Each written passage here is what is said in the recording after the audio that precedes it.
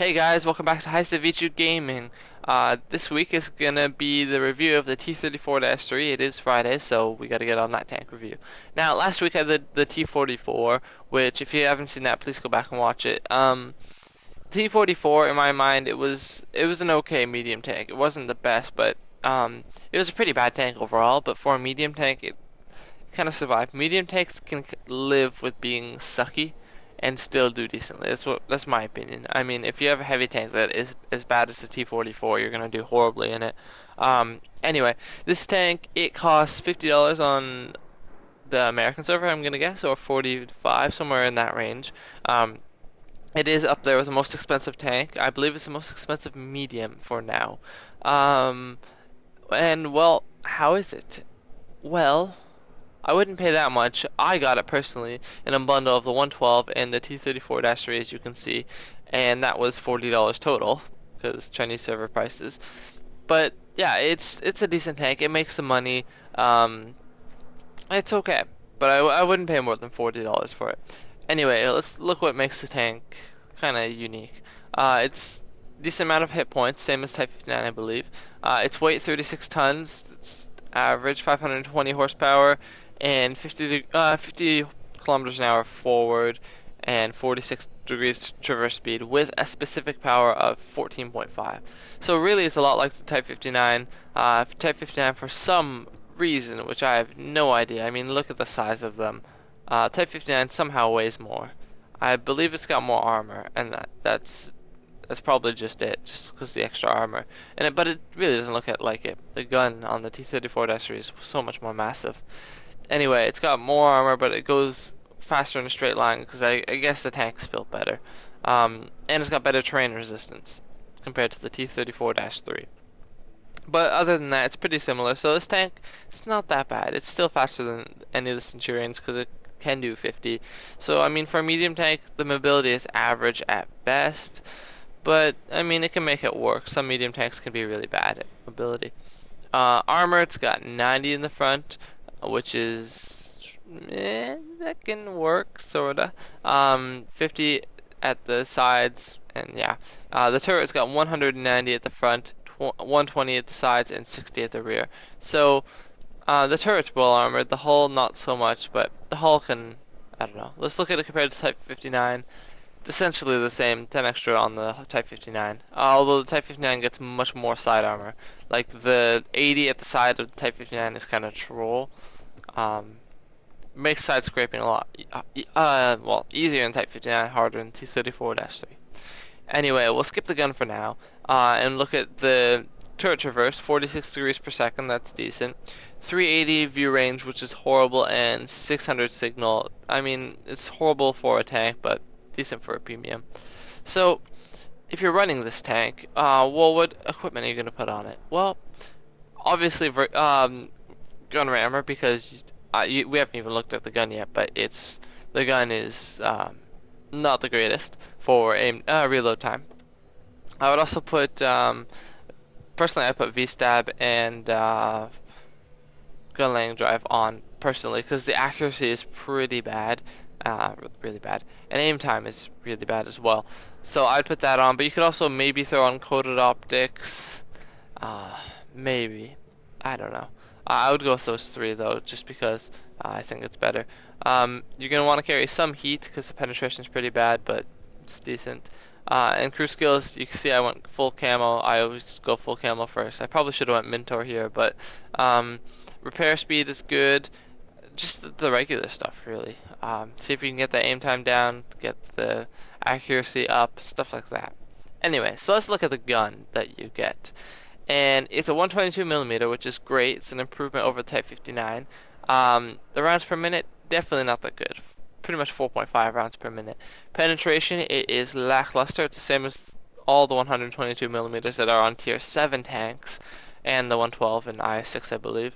So really not that good, but it can work. 175 is decent at a Tier 8 premium spot. Alpha is good, of course. Accuracy, it's not going to hit anything, and aim time is horrendous at 3.4. So it really is quite bad. If you look at it on here, it's the same story, just a little bit faster reload. So I mean, the tank it has its moments, but um, yeah, it can work. It might not. Anyway, let's look at Tank Inspector now.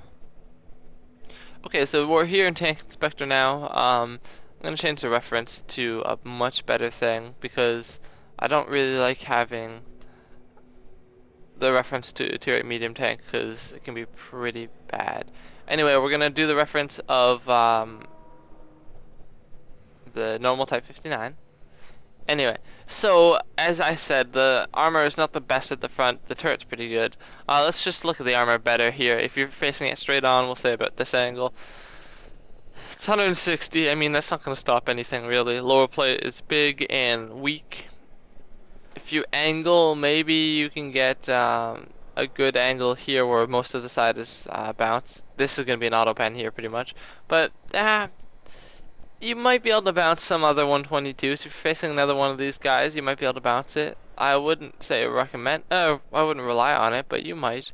If you get a good angle, it's an auto bounce. But the hull armor really is not that good. You can penetrate it pretty much anywhere. The only thing is, those 175 pens might bounce the odd shot. Because remember, you don't have the accuracy, so you could sit here where you just need to hit here for 130 or here for 150, and you hit there and you bounce. So that can be pretty bad. Plus the 25% RNG on the penetration, you know, it can let you down. Anyway, the turret is spectacular. I say not. You can hit small areas for like 180 or something, but you're probably not gonna hit that. You can hit the cupola; it's pretty big for about 130, but there's a lot of auto bounces around this. But generally, if you face the front, you're gonna have to go through 230, 240, and even at tier 9. I mean, what tier 9s have that kind of pen? I can think of the WZ-120, and that's pretty much it. The tank destroyers, of course, but I mean, it's going to be hard for you to penetrate. So if you're going to face one of these, you shoot it in the cheek right there if you need to shoot the turret. If you can hit anywhere, like anywhere on that hull, you hit that hull. But shoot on the cheek, close you can into the mantlet without hitting the mantlet. The mantlet is pretty troll, so don't hit that. And the side is just, no, I don't even need to go into that detail. Anyway, let's assume that we've got gun rammer and all that stuff on, and we're gonna look at the gun and the soft stats. So restab, and where is it? Where'd it go? Oh, gun lane drive. Okay, so we're gonna assume 100% crew but no perks for some reason. I don't know why I'm not considering perks, but if you got perks, it'll just be better. We'll just go with that. Anyway, penetration is worse than the Type 59. Remember that Type 59 does have 180 something, 181, which makes a big difference if you're facing tanks like this. Because remember I told you that that armor might bounce at 179. Type 59 is going to go through this every time, not no matter what, but every time unless you do a retarded shot. Damage way above, but it's a 122 millimeter. DPM surprisingly is above. This thing does not have bad DPM. This thing's actually got really good after the buff. It was buffed once, a couple patches back. 2000 DPM on this gun is pretty good. The Type 59 has pretty bad DPM. Module damage higher, of course. Real time worse. Rate of fire worse, of course. Much more ammo. 6 rounds more, but it's still much more because remember how fast you run out with Type 59. And remember, it does almost twice the amount of damage. So this thing, you don't really run out of ammo. With the Type 59, you do run out of ammo, and that's a huge balancing factor. Shell velocity, it's like spitballs. It's not going to get there. It's a Chinese tank. But anyway, this tank has what it needs to succeed. It's got the DPM. It's got the damage. You need to make the penetration work. And that's pretty much what it comes down to. And it takes a lot of playing time to be used with this. Accuracy is worse, of course. Aim time is worse, of course. You can get it down to 3-second aim time, which is decent, but still, nah. The spreads are not as bad because remember the great Type 59 nerfs, but it's still not that good. I mean, these spreads, even though it says all green with a huge improvement, it's only like this because the Type 59 has ridiculously bad aim and circle spread. They felt like nerfing it, and that's how they did it.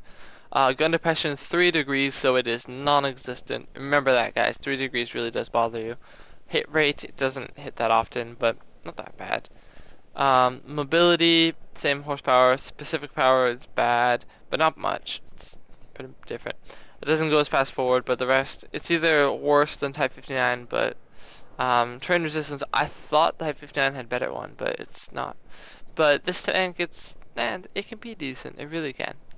Survivability, less armor essentially. That's pretty much it, which is kind of sad. Scoutability, it is worse with camo. Of course, it's a bigger tank and it's got bigger bloom. Um, and that's pretty much it. Tank price more expensive, makes less money. Everything is bad. So yeah, statistically, it's not better than the Type 59, except for the gun. But I mean, you can make it work really. Is there any tank I can compare this to? Any other medium tank? I can't really think of any. Um, let's just compare it to, well, the T-34. Why not? Let's do a quick comparison to this. T-44, its gun is much better in every way. Maneuverability much better. Mobility essentially better, except for the specific power. T-44's got great specific power. That's what makes T-44 so good. It just zips around. Survivability, it's got more armor. Scoutability, it's of course worse. But this tank is better than the T-44, believe it or not, and this does get limited matchmaking. So it's really not that bad as far as tier 8 mediums are concerned. So if you want a good tier 8 medium, you might want to look at this. There are going to be better ones. STA2 might be better. The new FV4202 probably will be better, but this thing, it packs its punch. We're forgetting the AMX CDC is going to be great. But yeah, well, let's just jump into some replays. And I apologize ahead of time. Once again, World of Tanks, what replays not working for different reasons this time. Don't know why, but whenever I try to do one of these replays, reviews, it doesn't work. Anyway, let's just go right into the